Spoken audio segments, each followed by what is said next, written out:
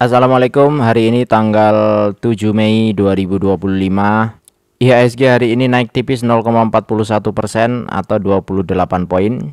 Sudah sekitar 17,7% dari titik terendahnya, 19 bar, berarti sekitar 1 bulan. Ya, sudah bisa kita katakan ini udah uptrend ya. Tapi memang kenaikannya gimana ini ya? Openingnya itu selalu di atas dari hari-hari sebelumnya gitu, di 4 hari 5 hari terakhir. Oke, hari ini saya akan bahas Nelly, pelayaran Nelly Dwi Putri ya. Dia udah rilis laporan keuangan Q1 dan juga laporan keuangan 2024 full. Nanti sekalian kita bandingkan juga dengan perusahaan-perusahaan lain yang di bidang logistik. Baik, ini laporan keuangan 2024 secara kondisi kas setara kasnya memang besar ya. Dari 53 ke 173, ini aman banget. Jumlah aset juga naik 800 ke 1T. Ini juga oke banget. Kemudian dari saldo laba yang belum ditentukan penggunaannya juga lumayan banget. Berselisih sekitar 200 atau 180 miliar. Lalu dari segi pendapatan memang agak turun sedikit dibandingkan 2023. Tapi beban pokoknya mereka juga bisa menurunkan sehingga laba brutonya itu bisa setara dengan 2023. Jadi ini bagus sekali. Mereka punya efisiensi yang bagus kalau ngelihat kondisi seperti ini. Biasanya nggak selalu bisa linear gitu, jadi nggak bisa mempertahankan saldo laba bruto yang sama. Kemudian dikurangi beban-beban yang lain dan akhirnya laba per saham itu malah justru naik daripada tahun 2023. Jadi salesnya turun tapi laba per sahamnya naik ya. Sehingga beban-beban yang ada di dalam itu mungkin bisa diefisiensikan oleh mereka ya. Kondisinya beban bunga, kemudian beban pajak final, beban pajak, reklas, dan macam-macam. Akhirnya kesimpulannya ya dari 2023 228 ini 240. Jadi ini bagus. Nah, ini saldo yang belum ditentukan penggunaannya tadi udah kelihatan. Tapi memang ini kalau ngelihat laporan seperti ini, dia sebenarnya sudah bagi dividen untuk 2023 itu 2 kali. Kemudian 2024-nya itu juga 2 kali. Artinya ada final 2023 kemungkinan, kemudian ada interim 2024. Arus kas mestinya juga aman. Nah, cuma saya agak bingung ini di catatan dividen ini ya. Tahun 2024 dia membagikan dividen sebesar, jadi ini ya, pembentukan dana cadangan umum 25 juta dari saldo laba 2023. Kemudian dia bagi dividen sebesar 70 miliar dengan perincian 35,250. Ini interim. Terus 35,250 ini juga interim. Cuma kalau di catatan-catatan lain ini tuh harusnya final ini ya. Final 2023. Nggak tahu sih ini gimana sih nulisnya ya. Jadi bikin bingung kan. Terus ini itu adalah interimnya 2024. Jadi saya coba cek di sini itu juga sama nih. Bahwa yang Juli tadi 2024 itu adalah finalnya dari laporan keuangan 2023. Sehingga yang Desember 2024 adalah interimnya laporan keuangan 2024. Karena kalau lihat di suratnya yang tertanggal 2 Desember 2024 ini untuk pengumuman bagi dividen, memang yang Desember tadi itu adalah interimnya 2024 ini ya. Dividen interim tahun buku 2024 sebesar 35.250 yang akan dibagikan kepada seluruhnya sebesar 15. Jadi cocok dengan data yang ada di sini ya, sebesar 15. Harusnya ini sebenarnya yang 2024 ini, yang Juli itu juga ada suratnya, tapi saya masih belum ketemu sih. Tapi saya percaya aja dengan report yang ada di website ya. Sehingga kita bisa simulasikan nanti 2024 berarti sudah berkurang 15. Sisanya ada berapa? Karena bentar lagi mungkin di bulan Juli dia akan bagi dividen. Nah, sebelum kita membandingkan dengan yang lain dengan dividen yang ada, bahas sekalian aja laporan keuangan di 2025 Q1 ya. Kondisi aset oke. Jadi kondisinya ini kasnya dari 173 ke 24 miliar, memang turun drastis. Tapi di sini ada pembayaran di muka yang biasanya 25 miliar, di sini 198 miliar. Nah, ini nggak tahu nih pembayaran untuk apa. Jangan-jangan pembayaran dividen. Asik. Nah, detailnya pembayaran di muka tadi ini untuk apa? Ternyata untuk pembelian kapal. Nah, ini mau nambah kapal ya, sudah bayar 183 miliar. Sehingga total jumlah uang muka tadi yang awalnya 22 miliar di tahun 2024 menjadi 191 miliar. Jadi beli kapalnya makin banyak nih. Ini bagus berarti untuk growth ke depan. Asuransi juga sama nih, dibayar di muka ya, dari 2 miliar ke 6 miliar. Nah, dengan begitu kas setara kasnya tinggal sekitar 24 miliar. Ini adalah closingan di akhir Maret berarti. Terus dari sisi sales pendapatan 3 kuartal ini sekitar 114. Itu naik dari kuartal 1 tahun 2024. Tapi beban pokok pendapatannya naik drastis 43 ke 74. Sehingga laba yang ada di saham itu juga turunnya drastis. Nah, kita cek nih di beban pokok ada apa. Detailnya di beban pokok itu ada operasional kapal yang memang naik 15 ke 36 T. Tapi ada penyusutan kapal. Jadi sudah dibukukan ini penyusutannya lebih gede 2024. Artinya ini sebenarnya cadangan ya, depresiasi. Maksudnya secara laporan dilaporkan, tapi secara uang sebenarnya tidak seperti itu. Kemudian beban kru dan lain-lain ini juga ikutan naik.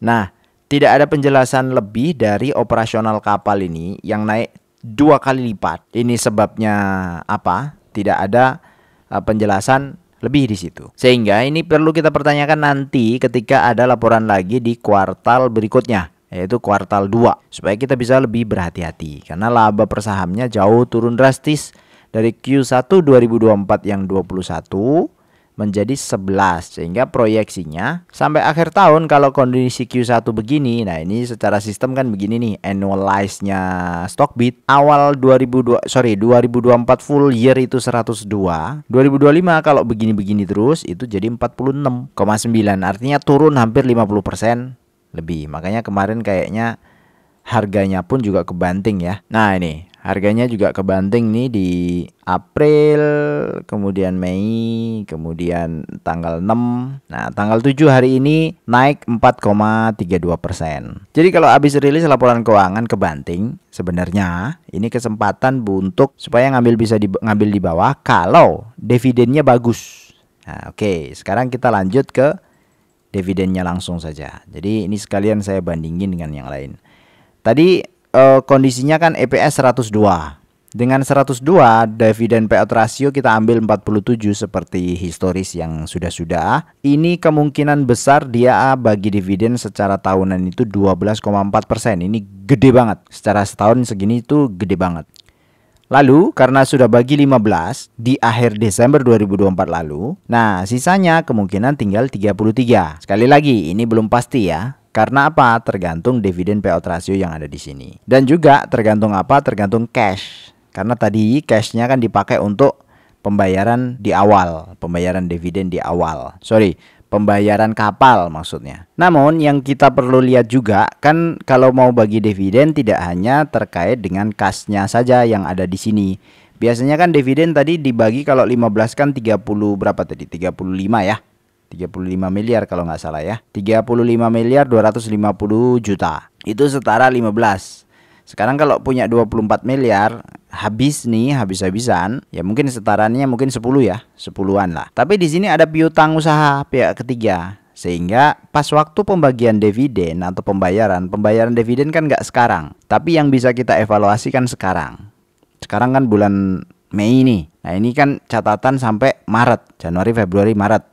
Masih ada April, masih ada Mei, masih ada Juni. Kalau nanti dia bagi dividen bulan Juli dan yang dibagi itu ternyata kasnya ada karena operasional bulan April, Mei kita nggak tahu berapa angka kasnya yang dihasilkan. Jadi masih memungkinkan mereka tetap bagi dividen karena saldo laba yang belum ditentukan penggunaannya ini kondisinya sudah lumayan. Itu tadi kalau dilihat dari laporan keuangan tahunan ya. Nah, ini kan lumayan. Dibandingkan 2023 467 di 2024 akhir itu 638. Nah, ya namanya laporan keuangan sebenarnya seni ya teman-teman. Seni. Tinggal pembebanannya akan kapan itu manajemen yang menentukan. Nah, kalau kondisinya pertumbuhannya seperti ini sebenarnya growth-nya tinggi sekali. lihatnya di mana nih? Saldo laba yang belum ditentukan penggunaannya 2023 Januari itu 321. Di akhir Desember 2023 467, naiknya 100 miliar, 120 lah. Tapi di sini naiknya 200-an miliar. Ini 190 ya. 467 dikurangi 638. Ini 171. Kemudian 467 dikurangi 321. 146 dikurangi 171. Masih ada 25 miliaran. Nah, ini tergantung manajemen. Kalau mau growth terus dengan kondisi yang ada ya 25 miliar lagi yang dibagikan. Tapi kalau mau mempertahankan payout ratio, di sini kan ada dividen payout ratio 47, maka yang harus dibagikan harus lebih daripada yang tadi, sehingga ketemu angka Rp33 per lembar saham. Jadi di Nelly pun payout rasionya tidak pernah sama. 2020 83%, 2021 47, 22 47, 23 30, karena labanya naik sekali. Kalau 24 ternyata misalnya 30% juga. Oh sorry, ini posisinya 102.